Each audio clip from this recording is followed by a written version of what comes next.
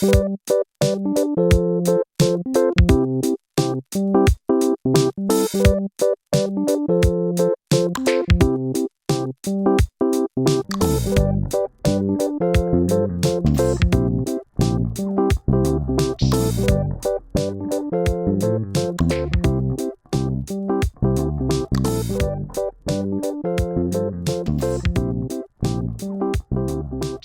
bonjour à toutes et à tous. Je suis très heureux de vous parler pour ce premier épisode de mon podcast, Le Café de Babtou.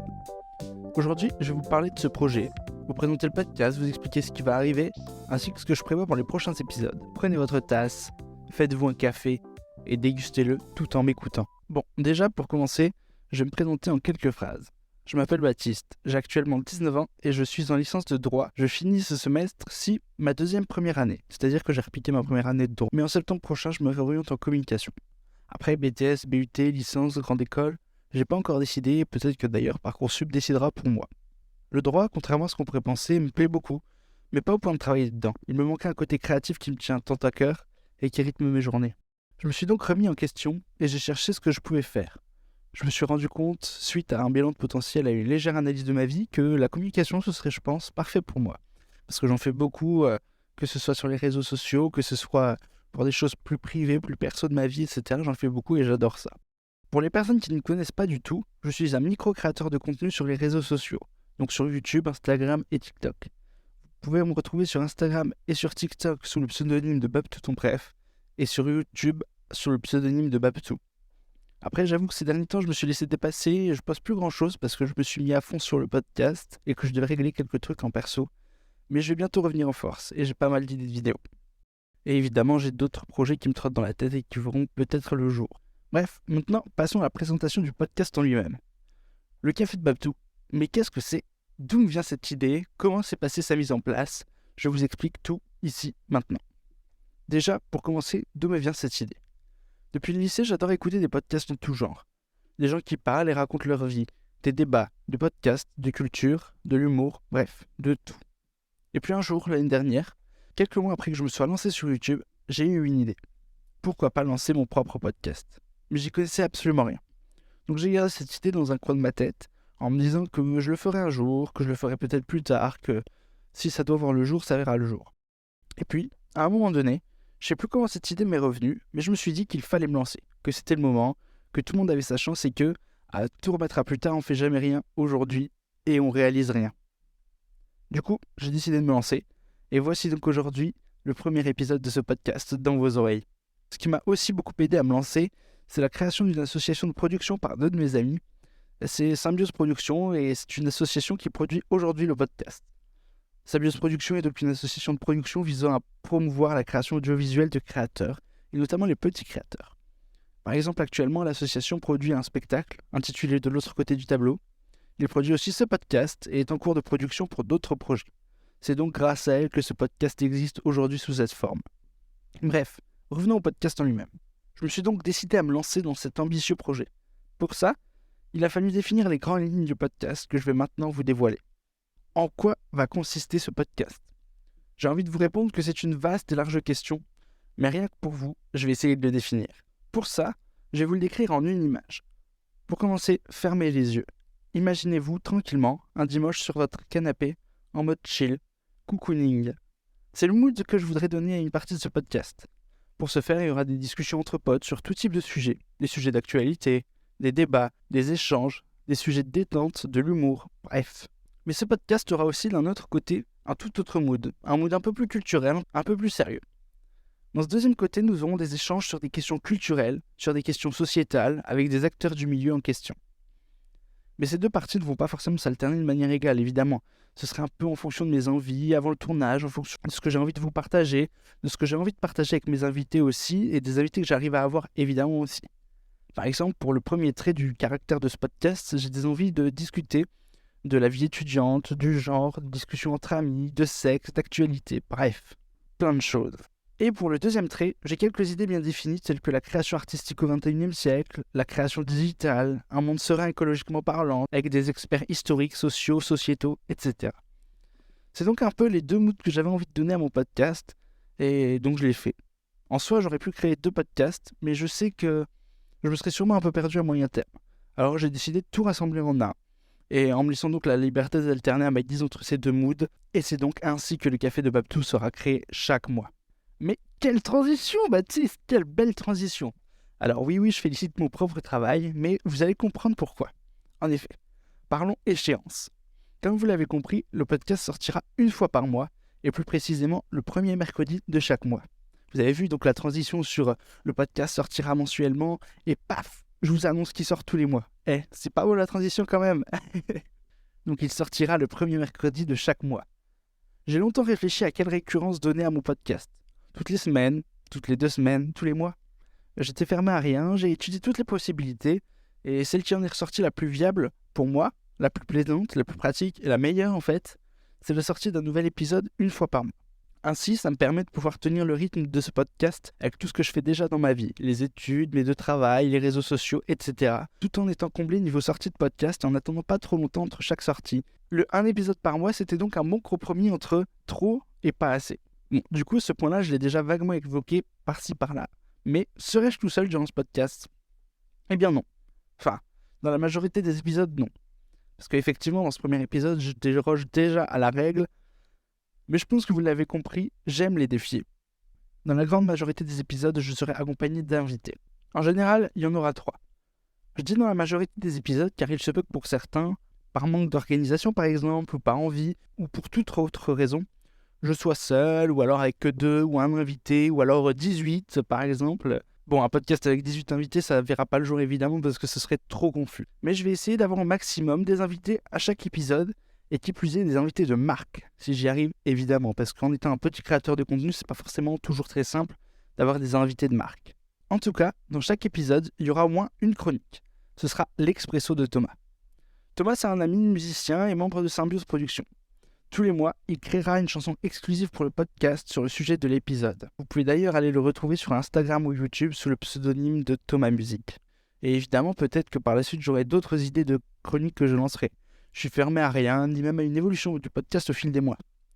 Ou alors on m'en proposera d'autres, par exemple, comme ça a été le cas, même si on a dû annuler parce que niveau timing, ça aurait été trop compliqué. D'ailleurs, si jamais vous avez des envies de faire une chronique mensuelle dans chaque podcast, que vous avez une idée ou non, n'hésitez pas à m'envoyer un DM sur mon Instagram et on en discutera ensemble. C'est Baptiste en bref. Après, il y a aussi la question de la durée du podcast. Alors, outre cet épisode, qui sera un peu plus court, je table sur des podcasts d'une durée approximative d'1 heure. On va tourner entre 50 minutes et 1h10 grosso modo. Mais comme depuis le début, c'est pas obligatoire. C'est-à-dire qu'il peut très bien y avoir un épisode qui dure 10 minutes une fois, et la fois suivante, il durera 2 heures. Tout dépend aussi de ce qu'on aura à dire sur le sujet choisi pour l'épisode. Maintenant que je vous ai tout expliqué sur le podcast, je vous laisse avec le fameux et tout premier expresso de Thomas d'une longue série. Un expresso sur la procrastination.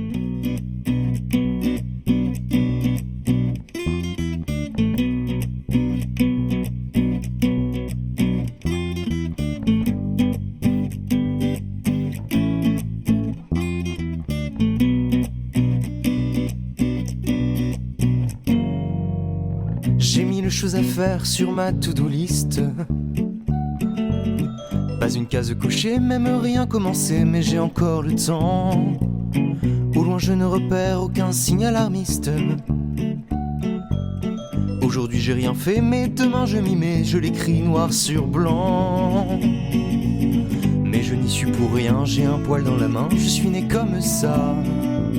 J'ai beau faire des efforts, ça me revient encore. Je sais ce n'est pas bien de remettre à demain tout et n'importe quoi, mais c'est plus fort que moi. Je suis le meilleur procrastinateur.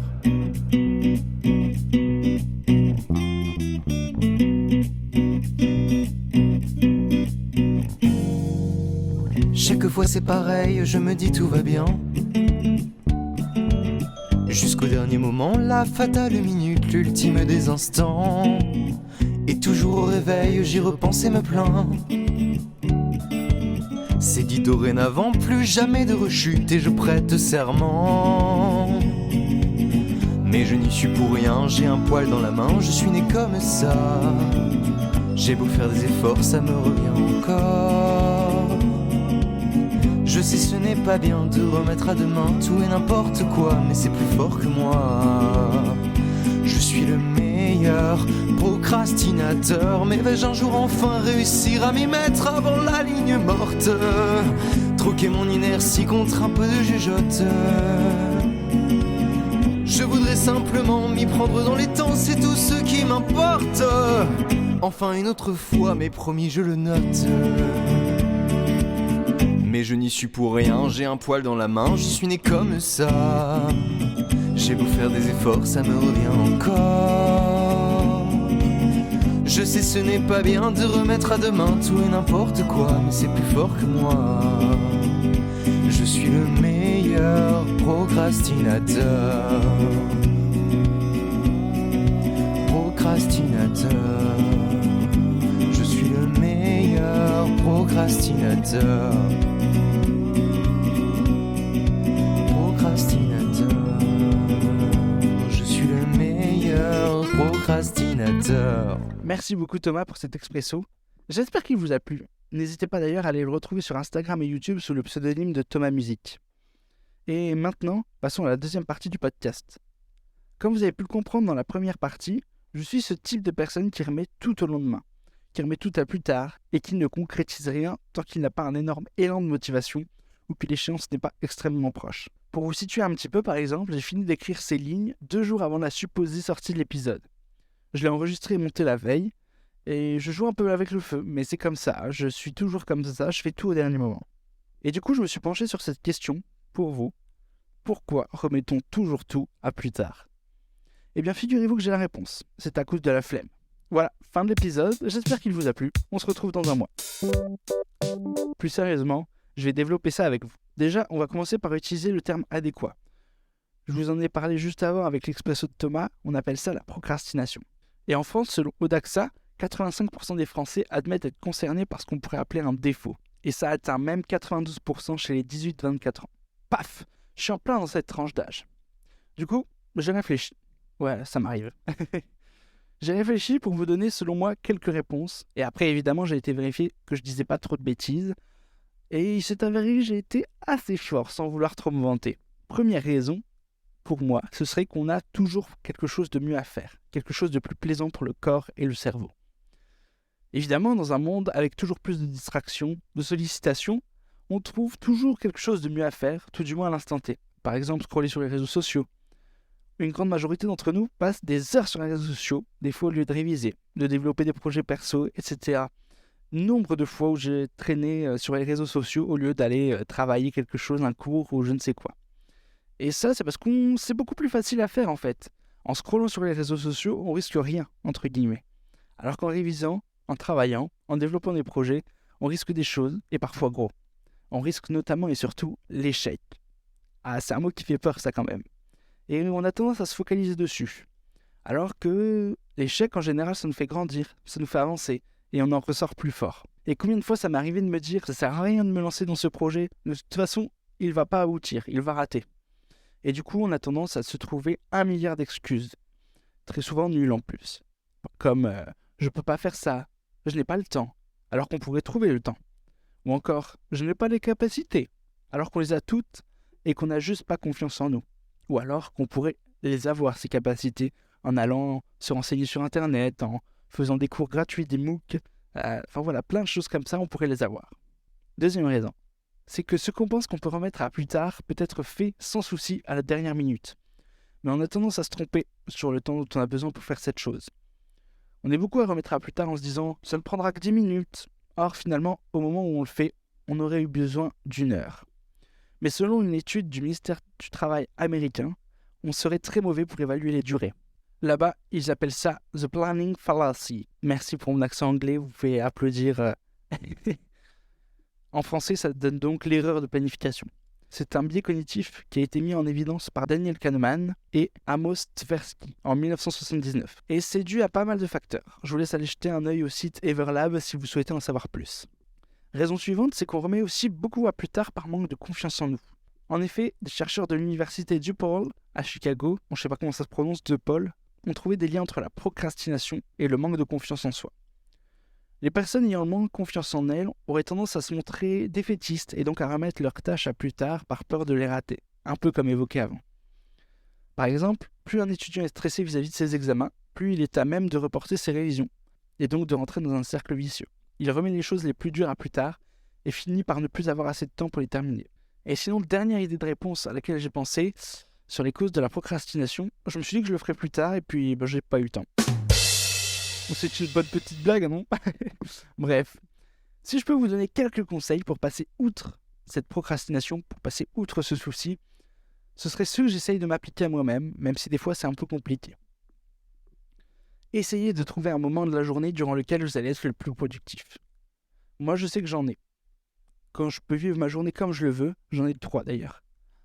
Entre midi et 15h, c'est les moments où je suis plus productif, c'est d'ailleurs le moment où j'enregistre ce podcast, parce que là il est 13h47. Entre 18h et 20h, puis entre 22h et 1h du matin. Ce qui fait que, tout additionné, ça donne une journée lambda en soi, parce que ça fait du 8h. Sauf que les heures de bureau, comme on les appelle, on a décidé autrement. On est censé faire 9h, 17h, à peu près dans ces eaux-là. Moi perso, je sais que les heures du matin, je suis absolument pas productif. Je sais que j'ai tendance à glandouiller, à traîner, à ne pas réussir à travailler. Alors qu'à partir de midi, je suis au top. Et alors le soir, après 22h, n'en parlons pas. J'ai un énorme pic de productivité. Donc essayez-vous de repérer ces moments où vous êtes le plus apte à bosser, où vous arrivez le mieux à bosser le plus facilement et sans trop vous pousser. Et utilisez-les au maximum ces moments. Vous allez voir que vous allez pouvoir plus facilement travailler et faire ce que vous avez envie et besoin de faire. Ensuite, priorisez ce que vous devez faire. Et commencez par la tâche la plus simple. Priorisez d'abord pour savoir ce qu'il faut faire le plus rapidement possible pour trouver ce qui est le plus urgent. Une fois que c'est fait, par contre, la première chose que vous allez faire, ce n'est pas la plus urgente, parce qu'en général, ce sont les choses les plus dures, les plus longues à faire, et vous allez donc très vite vous plomber. Commencez par votre tâche la plus facile et la plus rapide. Par exemple, si vous devez juste vider un lave-vaisselle, c'est assez rapide et facile, ou alors si vous devez juste écrire un mail, faites-le, ça vous lancera pour la suite, ça vous donnera envie de continuer, d'avancer, car vous aurez déjà validé un élément de votre to-do list, et ça lâche une dose de dopamine, qui va vous motiver à bosser sur des tâches plus dures. Ensuite, n'hésitez pas à vous encourager avant une tâche difficile et à vous récompenser après celle-ci. Ça va être une sorte de réconfort mental, un peu une safe place où vous allez pouvoir vous rebooster, vous féliciter, vous récompenser. Par exemple, après une longue journée difficile, récompensez-vous avec une bonne série, quitte à la binge-watcher si vous voulez, mais il faudra pour autant assumer le réveil le lendemain matin. Et si je peux vous donner un dernier petit conseil, ce serait de vous éloigner des distractions quand vous travaillez. Mettez votre téléphone, ordinateur, tablette en silencieux, ou si vous n'en avez pas besoin, mettez-le dans une autre pièce. Je vous assure que ça change tout. Parole d'addict au notif. On reste souvent beaucoup plus concentré, sans regarder une notif toutes les 5 minutes et perdre du temps sur son téléphone parce qu'on va aller regarder ceci et cela. Pareil, conseil qu'on m'a beaucoup donné, même si celui-là je ne l'applique pas du tout, ayez un bureau rangé. Moi je suis quelqu'un de très bordélique, là mon bureau est en bordel, et ayez un bureau rangé, épuré, avec le strict nécessaire à portée d'œil. Ça évitera de vous déconcentrer sur tel ou tel élément. Mais après, ce dernier conseil, je ne sais pas s'il fonctionne, d'avoir un bureau rangé, parce que moi, il n'est pas du tout rangé, quoi. Et je sais que si je le range dans 5 minutes, il sera de nouveau dérangé. Bref, c'était quelques petits conseils que je pouvais vous donner suite à mon analyse de la procrastination. C'est déjà la fin de cet épisode. C'était un épisode assez court, mais le prochain durera à peu près 1 heure. J'espère en tout cas que ce premier épisode du Café de Babtou vous aura plu. Merci beaucoup à Thomas pour sa chanson, la cover du podcast et le jingle. Merci à l'association Symbiose pour la production. Et si jamais vous voulez suivre mes aventures, n'hésitez pas à me suivre sur mes réseaux sociaux, TikTok et Instagram via Babtou ton préf, et YouTube via Babtou. Et si vous voulez suivre les aventures de Symbiose, n'hésitez pas à aller sur leur Instagram, c'est symbiose.production. En tout cas, moi je vous retrouve dans un mois avec Célia, Kelly et Marion pour un nouvel épisode du podcast sur les études supérieures. D'ici là, portez-vous bien, c'était le Café de Babtou.